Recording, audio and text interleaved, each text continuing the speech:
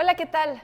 Nadie duda de los beneficios de la medicina preventiva en la que los chequeos generales juegan un papel importante, pero ¿con qué periodicidad hay que someterse a esos chequeos? ¿Y hasta qué puntos son determinantes para liberarse de padecer ciertos problemas de salud? Hoy queremos darle a conocer qué son los chequeos médicos y qué utilidad tienen en la prevención de enfermedades. Buscamos llegar a aquellas personas que se preocupan por su salud y confían en la prevención como medio para protegerla. Esto es Buena Salud, clave para enriquecer su vida. Iniciamos.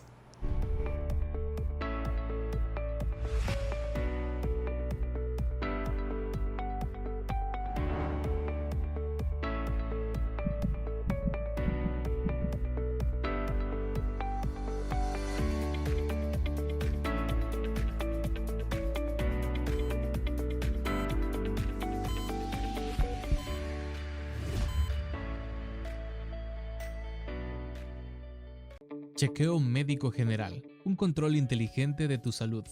Ante todo, hay que tener claro que no es lo mismo un chequeo básico y preventivo que otro más complejo y que incluya pruebas específicas. Tampoco son iguales las pautas para pacientes que no tienen síntomas de enfermedad que para aquellos que presentan antecedentes o tienen determinados factores de riesgo. Y por supuesto, también varían según la edad y el momento vital. Los chequeos generales están orientados a evaluar tu estado de salud y prevenir algunas patologías asociadas a tu tipo de trabajo, sexo, edad, estilo de vida e historia clínica personal y familiar. ¿A quién va dirigido? Dirigido a aquellas personas que, como tú, se preocupan por su salud y confían en la prevención como medio para protegerla. ¿Cuál es el objetivo de este chequeo? Los chequeos generales están orientados a evaluar tu estado de salud y prevenir algunas patologías asociadas a tu tipo de trabajo, sexo, edad, estilo de vida e historia clínica personal y familiar. ¿Quién lo coordina?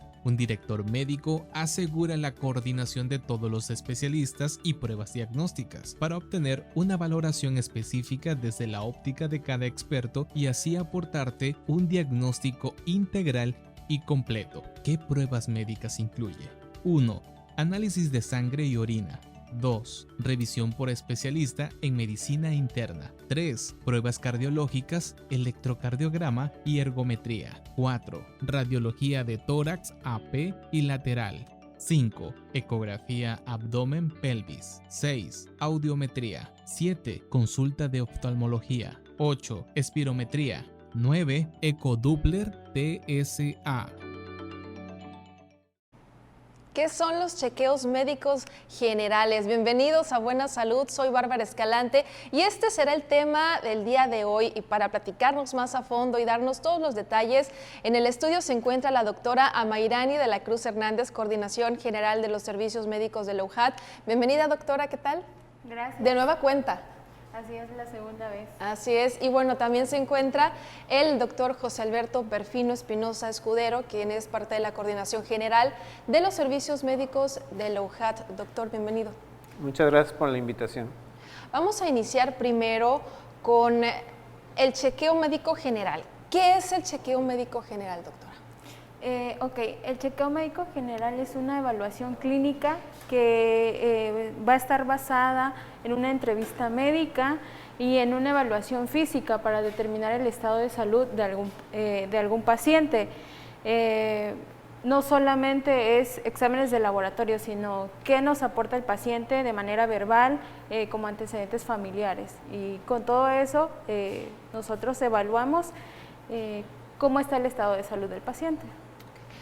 Hablan acerca de estos chequeos físicos, pero también de laboratorio, ¿no? ¿En qué consiste estos? El examen clínico está basado en buscar, por ejemplo, en medir la presión arterial, frecuencia cardíaca, una glucosa y un examen de laboratorio, pues ya es pedir una biometría, por ejemplo, hacer uso de estudios de gabinete como una radiografía. son dos cosas distintas. Una la vamos a hacer en el consultorio y la otra pues tendría que mandarse al paciente a algún laboratorio. Diríamos que sería el chequeo de gabinete y el chequeo también de análisis de laboratorio. Así es. Estas dos. Doctor José Alberto Perfino, platíquenos, ¿a partir de qué edad podemos empezar a hacer estos chequeos? Porque bueno, si hacemos un poquito de historia, nos retomamos cuando somos bebés, nuestros padres nos llevan con el pediatra, ¿no? Y ellos serían nuestros médicos generales que nos checan, nos revisan, si sentimos algo mal, si no, cómo estamos de salud. Pero a lo largo, a cómo vamos creciendo, pues perdemos esa atención por parte también de nuestros padres y nos volvemos adultos y ya no hacemos ese chequeo. Qué bueno que lo vea así, porque sí perdemos la historia familiar, sobre todo la historia infantil de nosotros, los antecedentes, sí. Y sobre todo cuando ya empezamos a llegar por tener una mayoría de edad, pues a veces desconocemos muchas cosas. Se considera que la consulta pediátrica abarca hasta los 13 años, aquí, sobre todo aquí en los servicios médicos, okay. Y a partir de ahí ya un médico general se puede hacer, vamos a decir, cargo del paciente y sobre todo lo que lleva consigo, porque no solamente es el paciente, es, como decía la doctora, sus antecedentes familiares que sí tienen que ver como sus determinantes de la salud, pero no solamente eso, sino también que hay situaciones que pasan en la infancia que repercuten en la vida juvenil y adulta. Entonces, se considera que la consulta después de la manutención pediátrica debe de ser en el momento que ya el pediatra ya no permite. ¿Por qué? Porque ya hay otras situaciones donde nosotros valoramos. Entonces empezamos a valorar desde el momento que tenemos a la consulta, ¿sí? Desde la necesidad de la madre por llevar a su joven a atender, desde ahí empezamos con el chequeo. Muchas veces van por un motivo de consulta, pero ahí es donde también hacemos este tipo de valoraciones y ponemos la perspectiva de la madre de qué es lo que trae el joven. Ahora, cuando ya el joven tiene la autonomía de hecho, a veces desde antes de cumplir la mayoría de edad, también nosotros hacemos la énfasis de que una valoración completa es lo más conveniente, porque a veces van por una sintomatología que va, así es, pero con nuestra experiencia, con nuestro conocimiento, podemos encontrar muchas más cosas y sobre todo, por un lado, encontrar situaciones que no se habían encontrado en otras consultas, o en este caso con la pandemia, pues muchas personas han dejado de llegar a la consulta, sí. ¿Verdad? Otra es, entonces en el momento del chequeo nos ponemos al día. La segunda es cuando seguimos dándole al paciente una revisión de su salud. Entonces el chequeo se fija en los antecedentes para ver cómo estaba antes y cómo está en el momento, como bien decía la doctora, saber el estado de salud y por último saber hacia dónde va el paciente, que luego decimos, bueno, usted tiene esto, pero ¿quién le dice cómo va a estar después? Entonces ahí es donde el chequeo nos ayuda a saber hacia dónde va el paciente, con qué, con sus antecedentes, con su estilo de vida anterior y con lo que nosotros necesitamos ya nutrirlos a través de nuestros conocimientos y también complementando los programas educativos, porque también en la educación se lleva algo que se llama educación para la salud y entonces ahí complementamos con el chequeo. Cuando usted estaba hablando que hay una transición aproximadamente entre los 13, 14 años ya para ir a una consulta con un médico general y no con un pediatra, ¿se le puede pedir o se le tiene que pedir al pediatra algún historial clínico para que ya el doctor médico general tenga algún conocimiento previo? A veces no es necesario, porque ya la madre nos da hasta una letanía de todo lo que ha pasado. Bueno, eso sí. Entonces, una madre cuando llega con su joven a la consulta, hasta a veces el propio adolescente se cohíbe porque dice, ya no digas más, mamá. Entonces, porque a veces son cosas muy, vamos a decir, muy propias, ¿no? Íntimas. Propias, Así ¿no? es, claro.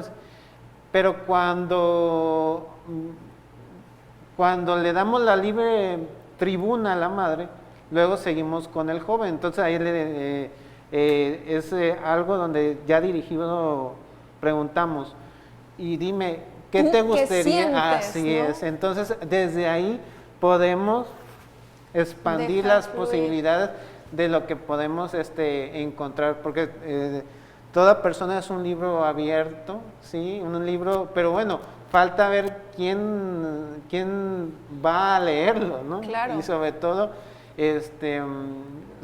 pues empezar a concientizar de que la salud es compartida, ¿no? Y que, bueno, doctor, usted mencionó algo importante.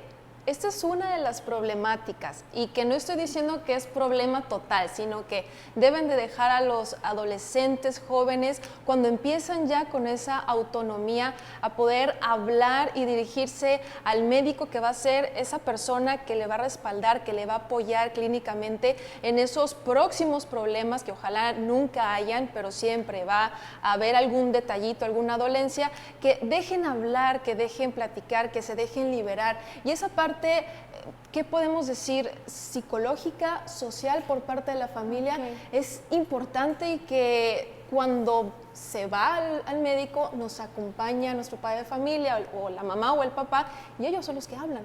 Así es. De hecho, como lo mencionaba el doctor, es importante que cuando nosotros acompañemos a nuestro familiar a la consulta, sea él quien manifieste sus dolencias, y que también nos manifieste sus antecedentes, porque vaya, es necesario que todos conozcamos a qué somos alérgicos, qué tipo de sangre somos, o qué antecedentes de enfermedades hay en nuestra familia. Entonces, sí es importante que dejemos que el paciente se desenvuelva. Puede ser niño, puede ser adulto, pero inclusive ellos mismos tienen percepción de su propio cuerpo. También en el chequeo está dividido en varias fases. Entonces, una de ellas es la entrevista médica, y es una parte importante porque también de ahí nosotros podemos derivar qué estudios vamos a solicitar, si tenemos que derivar a algún especialista, o qué tipo de exploración vamos a tener exactamente. Estamos iniciando en esta parte de bebés, adolescentes, jóvenes, y vamos a entrar a la parte adulta y también hablar más a detalle al respecto. ¿Qué les parece si vamos a un corte promocional y enseguida regresamos con más de Buena Salud?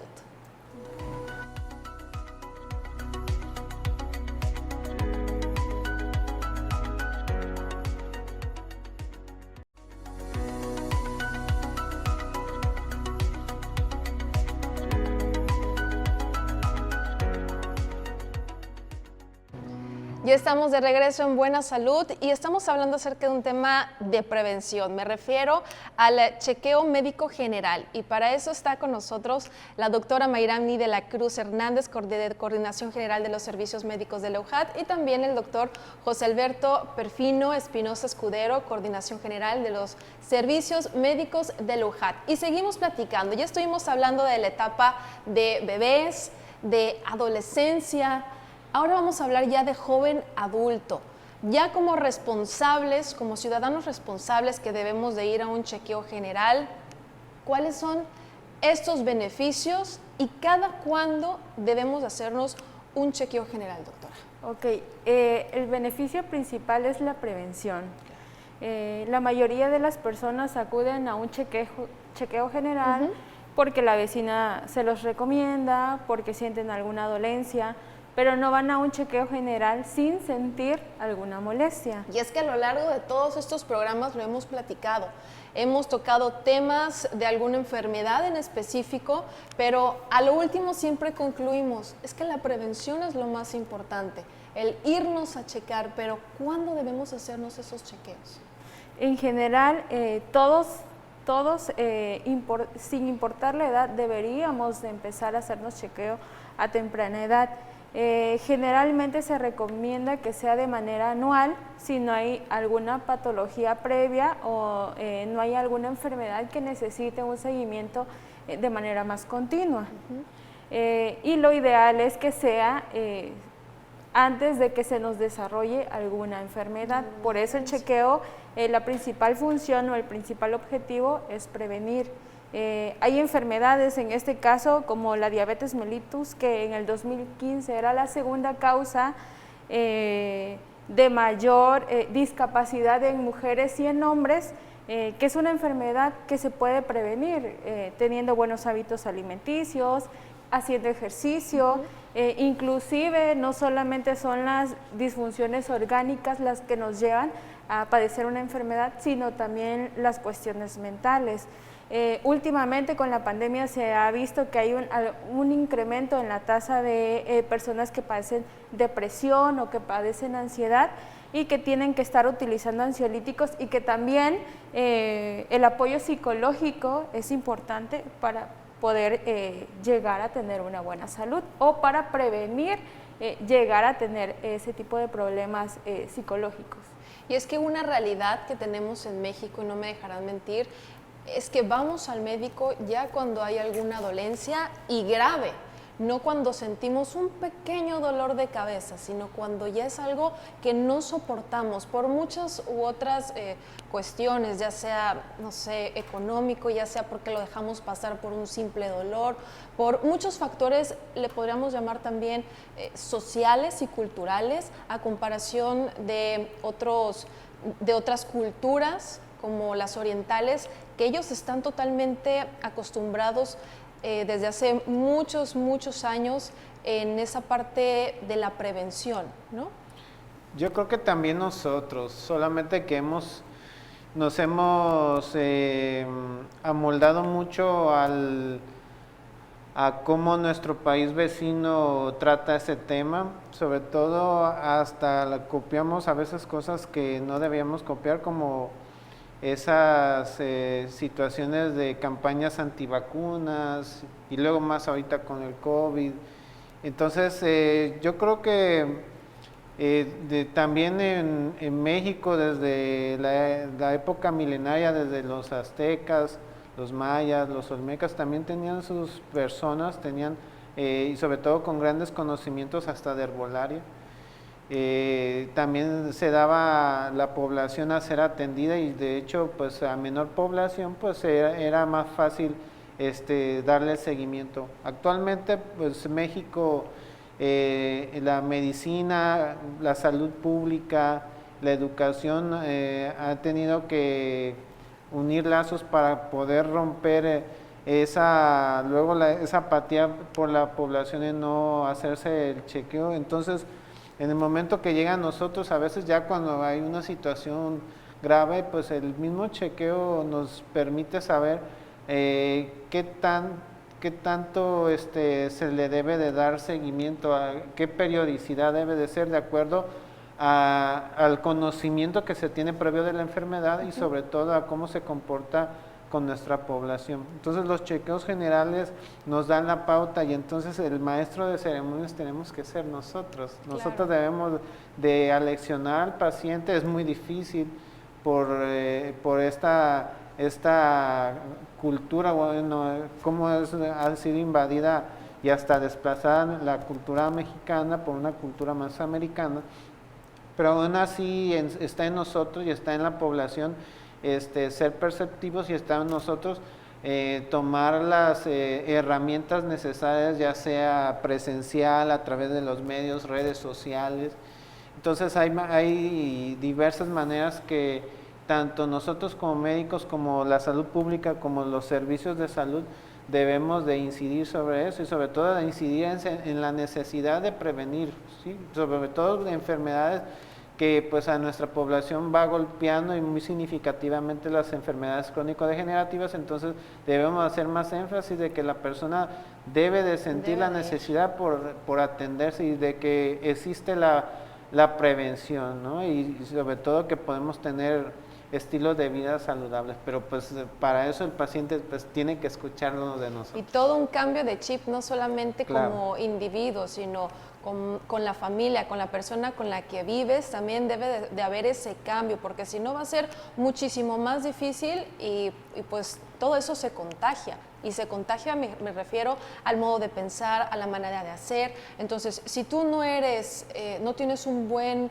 estilo de vida, las consecuencias también van a ser para la persona que tienes a un lado, con la que vives. Así es. De hecho, lo que se está buscando ahora en servicios médicos es exactamente contribuir a una buena calidad de vida, y no solo del paciente que está enfermo, no solo del paciente que llega al chequeo, sino de toda la familia. Por ejemplo, el tener un paciente diabético en casa, pues no solamente va a afectar al paciente, sino a todo su entorno, inclusive la economía familiar, y prevenir es más barato que tratar de revertir una enfermedad. Totalmente. Entonces, creo que lo más importante es el apoyo familiar, tener una buena red y tratar de que todos tengamos y salgamos adelante de esa enfermedad, que como te repito, no es solamente el paciente el que va a estar enfermo, sino también toda la familia por todo lo que hay detrás. Por ejemplo, pues todos tienen la misma alimentación, a lo mejor es la mamá la que está enferma y es la mamá la que prepara la comida. Sí. Entonces, si yo preparo una comida que probablemente tenga mucha grasa o muchos condimentos, y si yo tengo diabetes y la preparo porque mi familia no está acostumbrada a comer frutas y verduras, pues Vamos a ser vulnerables obviamente, a ir a exactamente. comer un poquito Entonces, más, ¿no? Cosas tan significativas como esa pueden hacer que un paciente salga adelante, o puede ser que un paciente retrase su mejoría. Y bueno, ya que se hace este chequeo general en gabinete o en el consultorio, ¿debemos de llevar previamente algún examen de laboratorio? Yo consideraría que primero debe de ser la valoración clínica, ¿Clínica? porque la valoración clínica nos va a dar la pauta para saber qué es lo que nos falta por corroborar. Los estudios de laboratorio y de gabinete solamente corroboran lo que previamente nosotros detectamos en un paciente cuando sabemos su entorno, sus antecedentes familiares, el entorno donde vive en su casa, algo muy magistral lo que dijo la doctora, la alimentación, lo compartido, porque también compartimos la forma de cómo enfermarnos. Lo propio, las enfermedades que propiamente la persona ya padece o que ha padecido, y entonces todo eso lo hacemos a través de la entrevista. Luego pues en la exploración física lo podemos hacer dirigido hacia lo que nos comentó que el motivo sentido, previo, así es, ¿no? y luego buscamos de lo que nos había comentado que había padecido, complementamos la exploración. Entonces, muchas cosas a la vista no podemos tener. Entonces, ahí es donde echamos a mano de los estudios de laboratorio y de gabinete, pero no sin antes con la perspectiva de nosotros hacia dónde va el paciente, y sobre todo de que los estudios de laboratorio y de gabinete tienen un costo.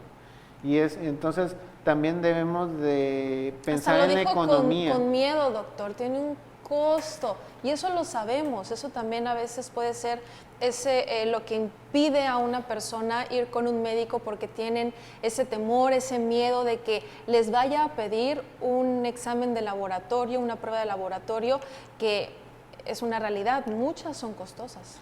Sí, entonces ahí es de nosotros priorizar sobre todo, pues a veces dentro de la medicina ya estamos pensando en medicamento, pero también estamos pensando en la economía familiar. Entonces, todavía debemos de ser mejores clínicos y solicitar lo que realmente necesita cada uno de los pacientes. Y de ahí, pues nos toca prevenir a través de la prevención primaria y secundaria de que ellos deben de cambiar sus estilos de vida. Pero bueno, eso ya sería Claro. en cada caso.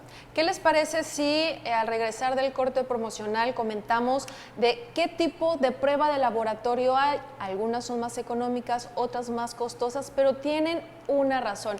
Quédese aquí en Buena Salud, soy Bárbara Escalante. Regresamos. Dichos y hechos.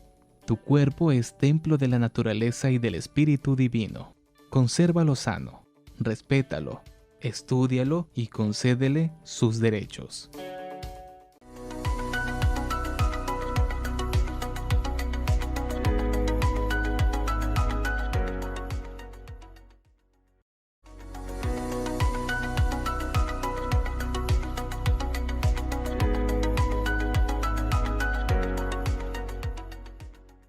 Ya estamos de regreso en Buena Salud y estamos platicando acerca del chequeo general, el chequeo médico general, y también acerca de que forma parte el hacernos los exámenes médicos o los exámenes, mejor dicho, de laboratorio. ¿Cuánto cuestan? ¿Qué tipo nos debemos de hacer? ¿En qué momento? Y en este bloque vamos a hablar acerca de este subtema, podríamos decir, doctora. Ok, bueno, quiero recalcar que lo más importante de un chequeo es la entrevista médica. Posteriormente seguiría la exploración clínica y también la medición de ciertos parámetros, como le decía anteriormente, la de la presión. Y por última opción están los exámenes de laboratorio.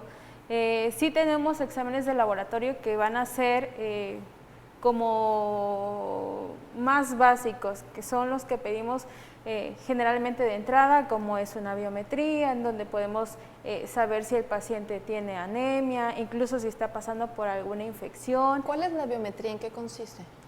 La biometría hemática es un laboratorio de sangre en donde vienen parámetros como la hemoglobina, que esa es, digamos que una de las pautas para que uno sepa que tiene anemia. Pero antes, para yo haber pedido una biometría por sospecha de anemia, por ejemplo, debí de haber preguntado al paciente qué síntomas trae, o debí de haber explorado por lo menos cómo están las mucosas, cómo está su frecuencia cardíaca.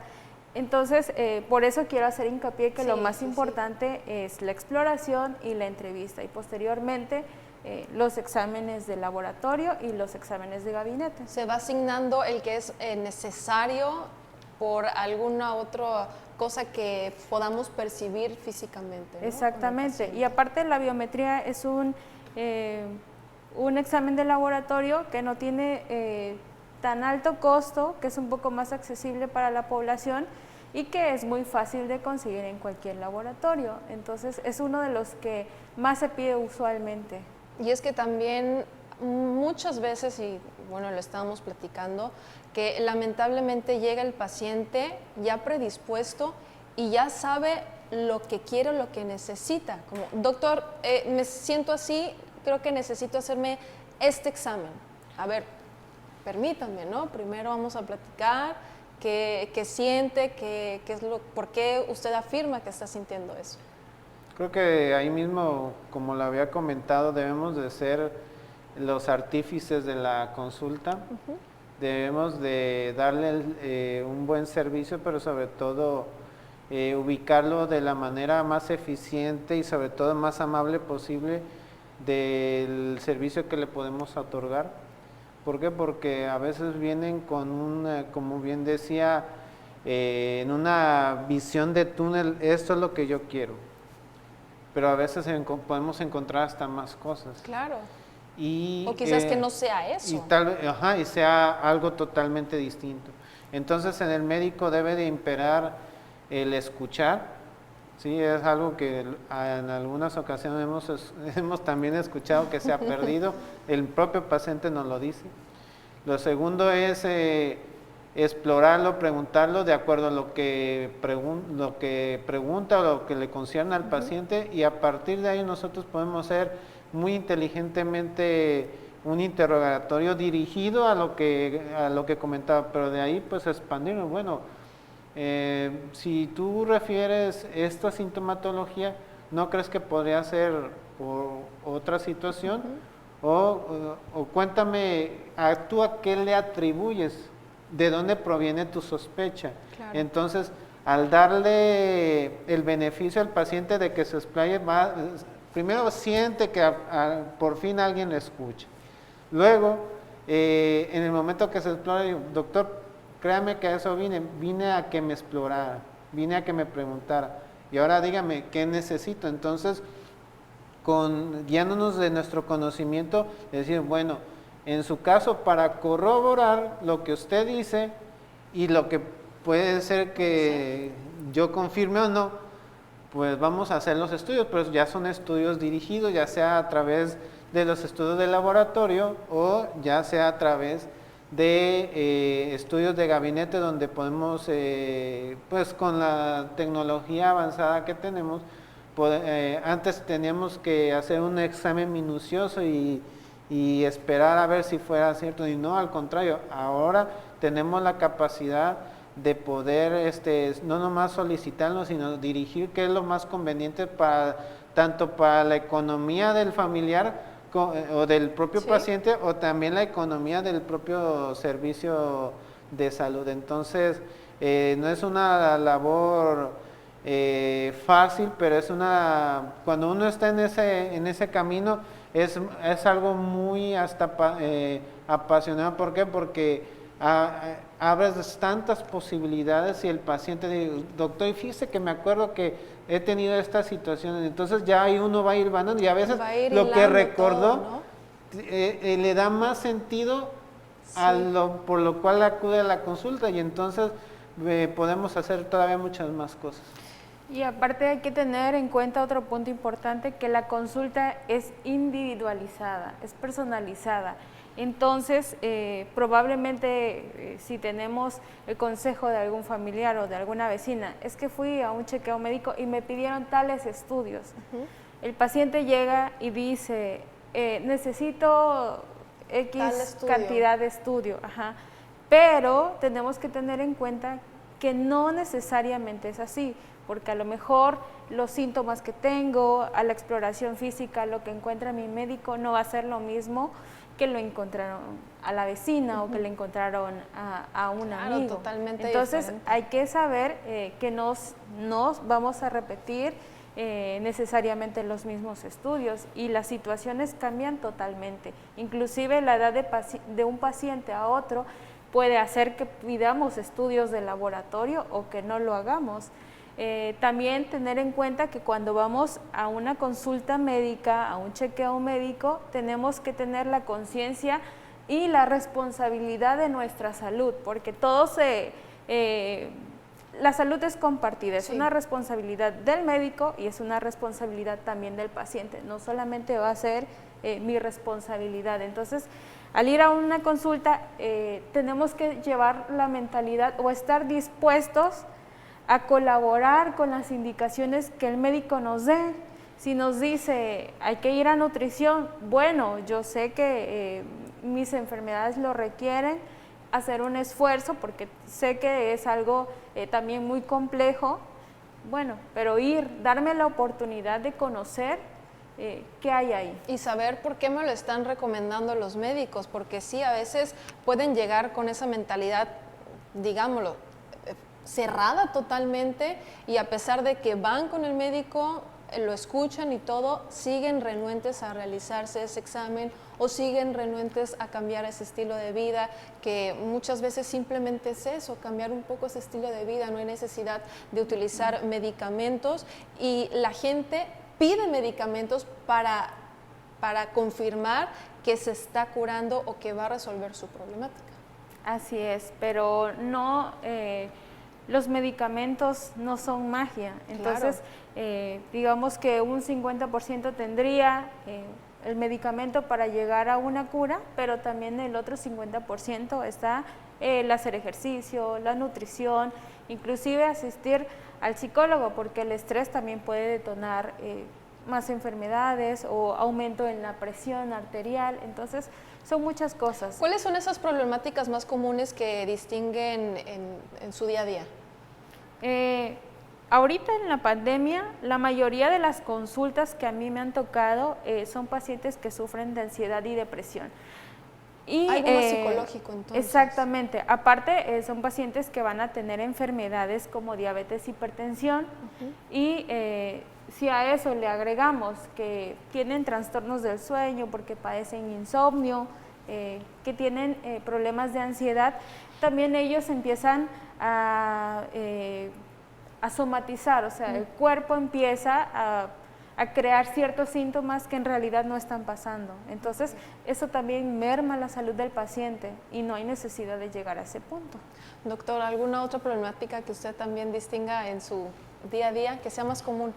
Creo, coincido con lo que dice la doctora Mayrani muy puntualmente, y también ahora la gente está más concerniente de su salud, pero sobre todo de su peso, porque pues a través de los medios de comunicación y bueno, de todo este alud de información que tenemos acerca del COVID-19, pues ven que la obesidad es un factor importante. Entonces ven las diferentes maneras de que si su obesidad puede contribuir a una falla de su sistema inmune, y de hecho hasta podemos encontrar que el paciente se ha multitratado con fármacos milagro, con otros fármacos que posiblemente nada que ver, y también luchamos contra la propia idiosincrasia de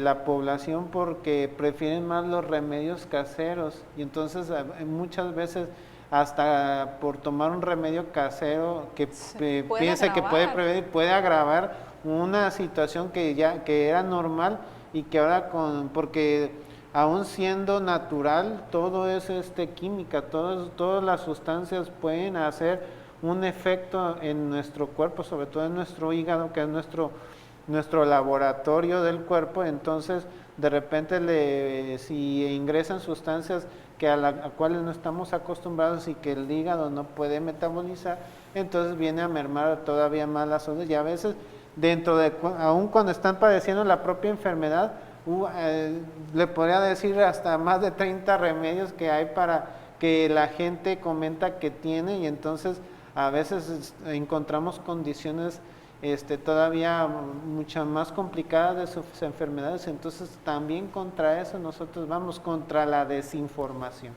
Doctor, ¿qué le parece si continuamos esta plática regresando de este corte promocional y enseguida regresamos a Buena Salud?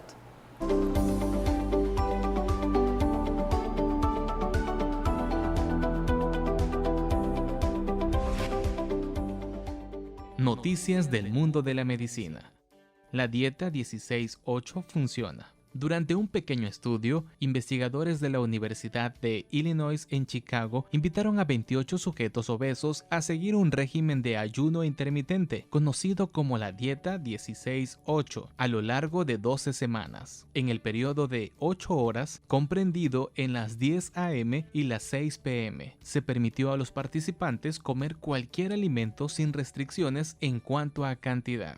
No obstante, las 16 horas restantes del día los voluntarios se limitaron a tomar agua y otras bebidas sin calorías. En comparación con el grupo de control, quienes observaron la dieta 16-8 consumieron 300 calorías menos al día en promedio. Además, perdieron el 3% de su peso corporal y experimentaron un descenso significativo en sus valores de presión arterial sistólica. Esto podría deberse sencillamente a que, para la mayoría de la gente, la dieta 16-8 es más fácil seguir que otros tipos de ayuno intermitente.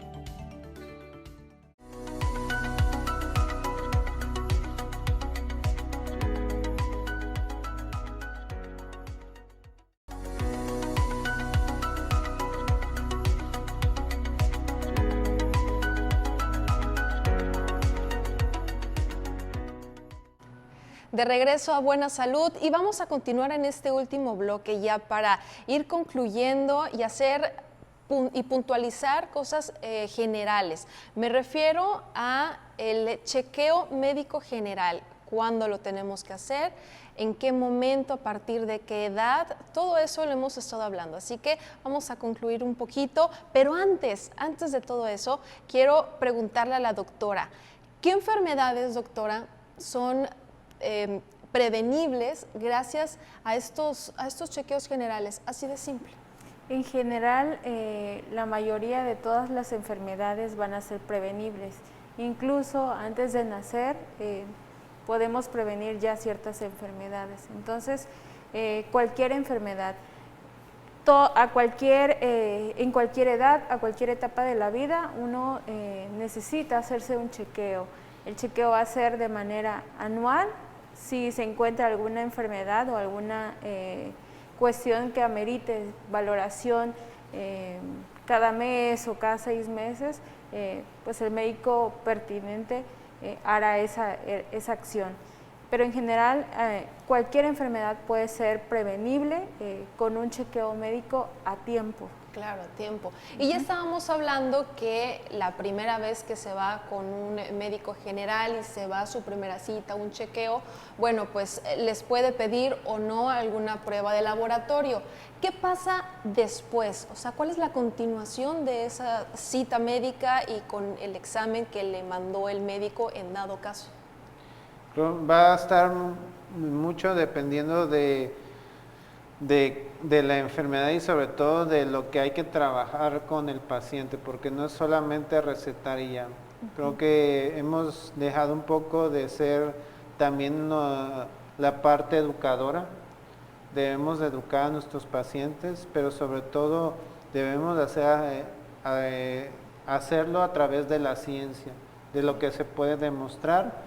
El paciente va a sentir que la información es significativa, que va a impactar, y sobre todo cuando el paciente está convencido en su mente, en lo que sus deseos se van disipando, y entonces llega al razonamiento de que lo mejor es lo que diga el médico y que diga también los otros profesionales de la salud, porque también nosotros dentro del chequeo general podemos nosotros disponer de los otros servicios que contamos, no solamente aquí en el servicio médico, sino yo creo que en la gran mayoría de las instituciones habemos gente muy capacitada. Entonces el médico, le digo, es el gran orquestador, y entonces nos podemos hacer valer de los conocimientos de los nutriólogos para que nos actualicen acerca de cómo debe ser la nutrición en el siglo XXI y en la época pandémica. Y además, también nosotros debemos de ser paladines de la salud dental. En el momento que revisamos una faringe podemos ver alguna situación odontológica que debe de ser atendida. Entonces ya de manera muy puntual podemos referir al paciente para una valoración dental, y de hecho muchas enfermedades, sobre todo las gastrointestinales, de hecho hasta cerebrales, se ha encontrado que se previenen a través del buen aseo de los dientes. Y de ahí pues lo que bien decía la doctora Mayrani, de atender nuestra mente, porque nuestra mente, más que nuestro sistema inmune, nuestra mente es la que ha sido más atacada. Sí. Vivimos en una época de estrés postraumático, entonces también nosotros debemos de encontrar esas, de poder concientizar que el paciente también debe de atender sus pensamientos, su mente. Entonces ese es el arte de la medicina, el poder cautivar al paciente y hacerlo partícipe de su propia salud. Y es que a veces, como usted bien lo dijo, a veces es solo cosa de la mente, realmente no se refleja físico, sino es psicosomático, lo estaba comentando, ¿no? Y ahí es donde ustedes como médicos generales van delegando a algún médico especialista a este paciente que posiblemente tenga algo más importante o un poquito más grave de lo que debería. Así es. También nosotros como médicos somos conscientes de cuando un paciente se nos sale de las manos, claro, y tenemos que hacer uso de algún especialista. Entonces, de eso nosotros somos conscientes. Aquí lo importante es saber también que después de un chequeo médico, de laboratorios, de una exploración, lo que sigue es un tratamiento. El tratamiento puede ser farmacológico o puede ser no farmacológico. Sí. El farmacológico, pues vamos a hacer herramientas de medicamentos, pero en el no farmacológico van a ser consejería. Entonces, la consejería, como bien lo decía el doctor, es algo importante y que actualmente en ocasiones ya no lo hacemos, a veces por el tiempo tan reducido. Y bueno, también la persona que va con este especialista puede ser que esté en los servicios médicos. ¿Por qué no nos platica cuál es este equipo o un poquito de las especialidades que se integran en el servicio médico de la UJAT? Okay. Bueno, para tratar una enfermedad de la índole que sea, contamos con un equipo multidisciplinario a través de psicología, nutrición, odontología, actividad física, incluso poco a poco se han ido integrando otros médicos, como también lo es medicina interna.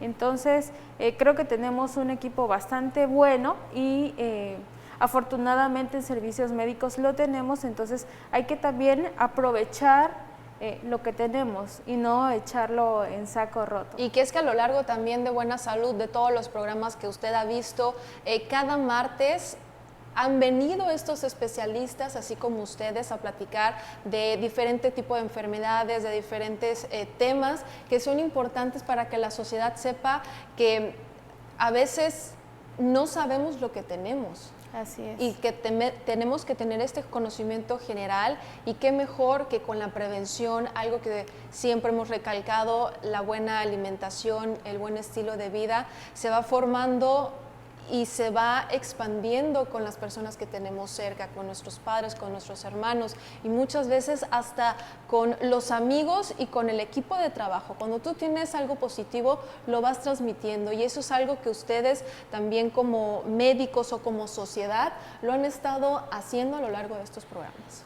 Y claro, la educación se transmite, y sobre todo la buena educación. Sí. Donde el paciente comprueba que lo que nosotros hacemos repercute en un ambiente saludable. Entonces, la misma población que ha sido aleccionada y que ha entendido el menester de la medicina y sobre todo el menester de cada uno por hacer la salud del día a día, va también impactando para empezar en su persona, luego en su familia, como veíamos en los entornos que son proclives a poder formar enfermedades, y luego hacia nuestra comunidad y luego hacia la sociedad. Sí. Entonces, en cada consultorio esperamos empezar ese cambio de actitud, y sobre todo pues que está el servicio, no nomás nosotros, sino que son servicios que están en toda la República, hay que darle la oportunidad, y sobre todo que estamos para servirles, sobre todo a enseñarles, ¿no? A la comunidad universitaria. ¿Y cuál es esta responsabilidad que debe de tener el ciudadano, pero también el médico con este tipo de temas? Bueno, creo que lo más importante es que haya una buena relación y confianza entre el médico y el paciente, que es una de las cosas que se ha deteriorado actualmente. Es importante que si voy con un médico, también yo confíe en la labor que él va a hacer, sí, y que va a buscar la mejoría para mí. Entonces, así como los pacientes tienen y necesitan ser escuchados, nosotros también necesitamos ser escuchados. Claro. Y que nos den una oportunidad y que prueben o que experimenten esas acciones de las que tanto les hablamos y les repetimos. Porque a veces hasta regañan, pero dices, es que me regañaron. No te estamos regañando, lo que pasa que muchas veces las personas o los pacientes Claro. son muy cerrados. Entonces, Sí. bueno, como humanos a veces te puedes llegar a desesperar, pero ese tacto que ustedes tienen como médicos siempre son amenos y siempre tratan de llegar al punto que quieren o que necesita saber el paciente. Y saber efectivamente que yo no soy juzgador, Sí. sino que soy un compañero. Porque hasta a veces mienten. en lo que Exactamente, tienen. soy el compañero del paciente, entonces no soy ni más ni menos que él, no voy a tener más autoridad, pero también que sea recíproco. Entonces, si los dos estamos en la misma sintonía, pues muy probablemente tengamos una buena respuesta y el paciente tenga una mejor calidad de vida, que esa siempre ha sido nuestra finalidad. Muchísimas gracias, doctora Mayrani, por haber estado de nueva cuenta aquí en Buena Salud. Gracias. ¿Algo más para concluir, doctor? Que se acerquen con nosotros, que no están solos, cuídense mucho porque la situación actual lo amerita y esperemos en que que a través de la ciencia y a través de nuestro comportamiento responsable podamos regresar a nuestras anteriores formas de vida, sino mejorarlas. Muchísimas gracias, doctor José Alberto, por haber estado aquí con nosotros en Buena Salud y lo esperamos pronto. Muchas gracias. Hoy hemos aprendido, gracias a nuestros expertos, que los chequeos generales están orientados a evaluar su estado de salud y prevenir algunas patologías asociadas a su tipo de trabajo, sexo, edad, estilo de vida e historia clínica personal y familiar. Recuerde, mantener una buena salud debería ser el objetivo principal de todos nosotros. Más vale prevenir que curar. Soy Bárbara Escalante, muchas gracias por su confianza, pero sobre todo por su preferencia. Nos vemos el próximo martes con Buena Salud. Gracias por su sintonía. Hasta luego.